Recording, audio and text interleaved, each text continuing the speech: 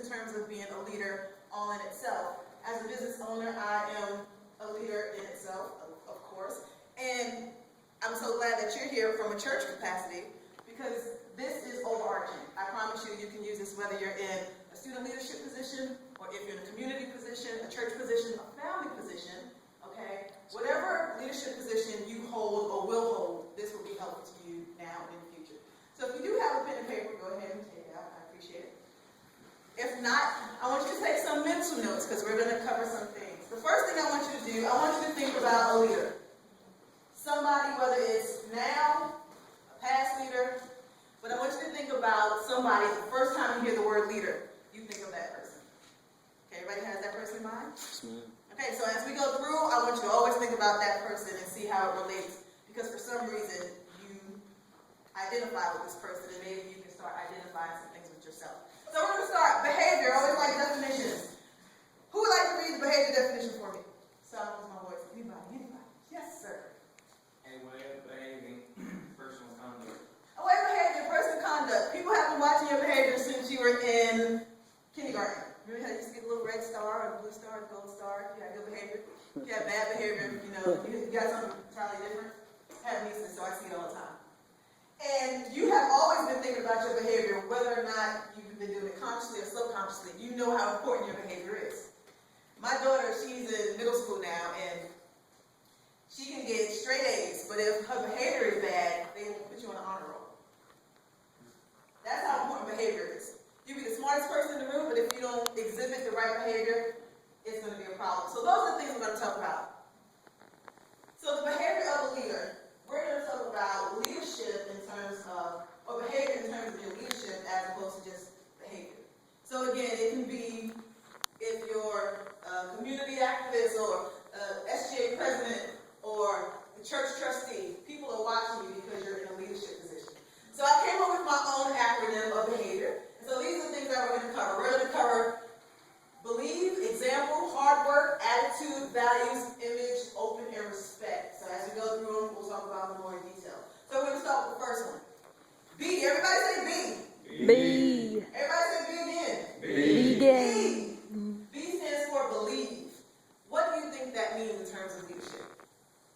If you have a good vision. You have a good vision. I like that. If you don't believe in what you're doing, nobody else will. Love that. Believe. You gotta believe in what you're selling. You gotta believe in what you're selling. If you are selling yourself. Anybody else? You have improvements in your mind. You have improvements in your mind. Believe, first, is just a credo, okay? What is it that you believe in? Why are you here? Some of you said you really love this school, so I can see why you ran for SGA president.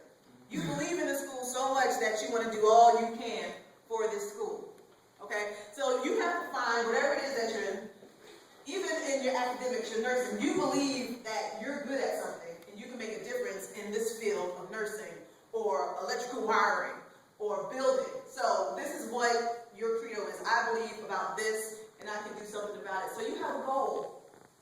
Your goal, you may want to make student activities better. You want more of this, more of that, or again, it's for, what was that? Spirit stick. I know about that. Never wanted. You want to make your church better. Right. All right? You want to graduate. Everybody, that should be a goal in here, right? So, you have something that you believe in, number one. Number two, you need to believe in yourself, that you can get these things done. Every leader believes in themselves, believe me. It's a confidence that they carry, and you see it day in and day out. Think about that leader in your brain. I don't know who you're thinking about, but they have a confidence in themselves because they believe in themselves, and they believe in their cause, and they believe in what it is they're trying to change and make better. Okay, so first you believe in yourself. You find something to believe in. You believe in yourself that you can get it done. And lastly, people start believing in you. That is huge as a leader, okay? If you don't have anybody believing in you, nobody's following you, so who are you leading? Very important. So whatever that cause is, you have to believe in it so strongly that other people start believing in what you believe. So B, believe. So this next one, E. Everybody say E. E. E. Example. Tell me, what do you think about that when you see it? Are you that little red guy? Prove Proof. What was that? Proof. Proof. Lead by. Lead by example. Anybody else? Okay. Example. Every leader, by definition, inspires in some way. How they inspire may be different, but people are inspired by this person, and that's why they are a leader in whatever it is that they do. So, as a leader, you have to set some type of example of what it is that you believe in so much that people start to get excited about what it is that you're doing. You're inspiring people. You become a role model once you start inspiring people. How many of you have role models? You make them. But I think maybe somebody said they admire their dad. I'm sure he's a role model for you in some way. He exhibits behavior that you want to follow, you want to copy, you want to emulate. That's the type of leader you want to be. That's the type of person you want to be. That your behavior is so inspiring that people want to be like you. And not in a whole copycat fashion type of way, but that, wow, I'm inspired and I believe what you believe. How can I help you and be more like you? That's what being a leader does when you lead by example. And that you have that ethical behavior. We were talking earlier about the presidential campaign.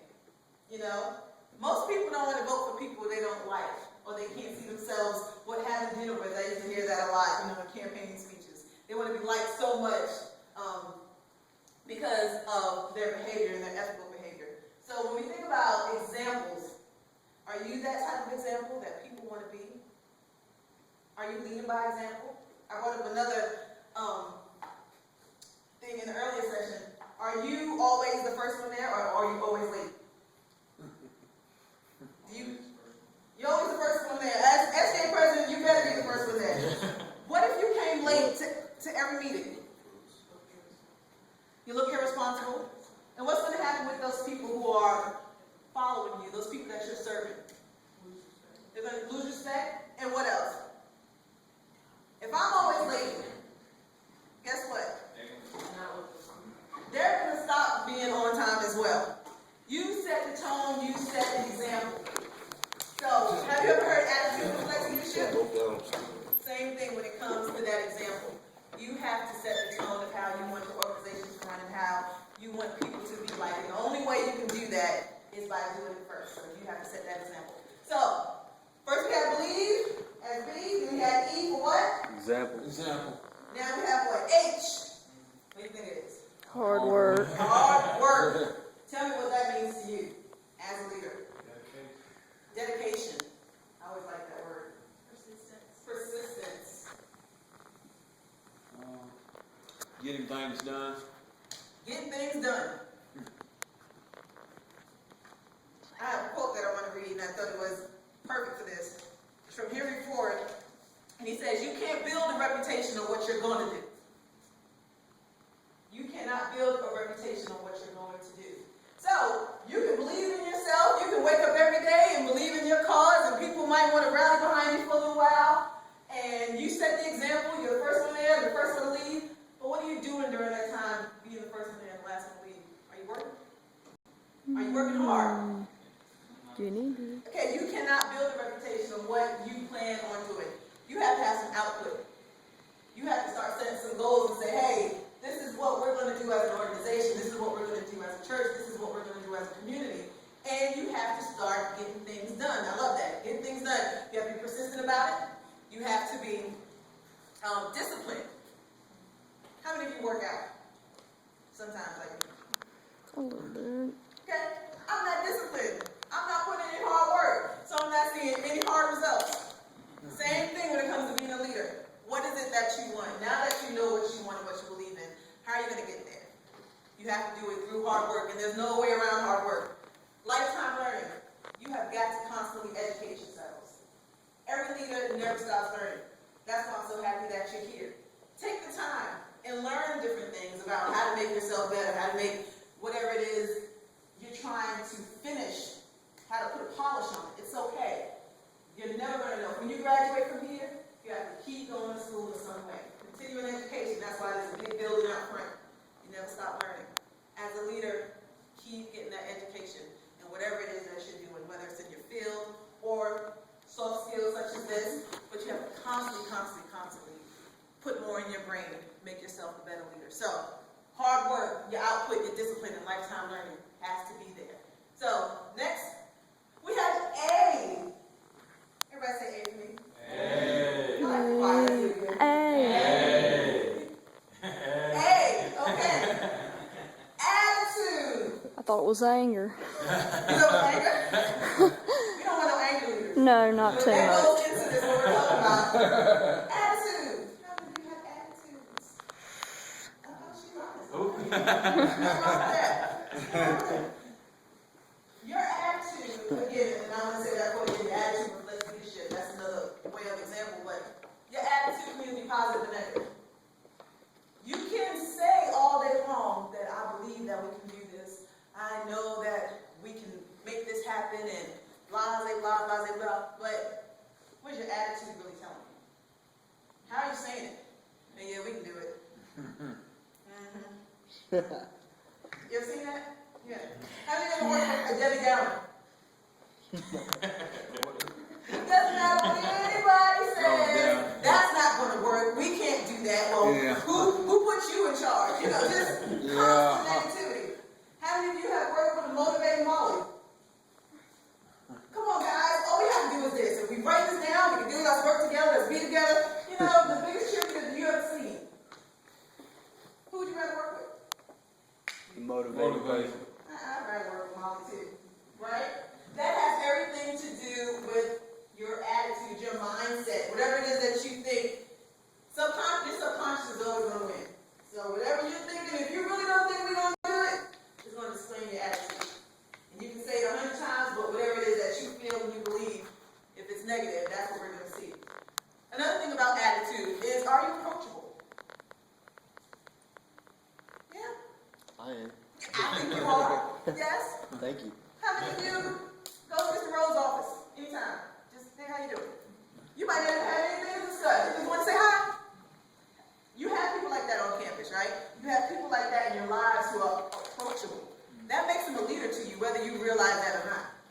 You want to see them, you want to get their advice, whatever it is, but you stop and you know that you can see this person.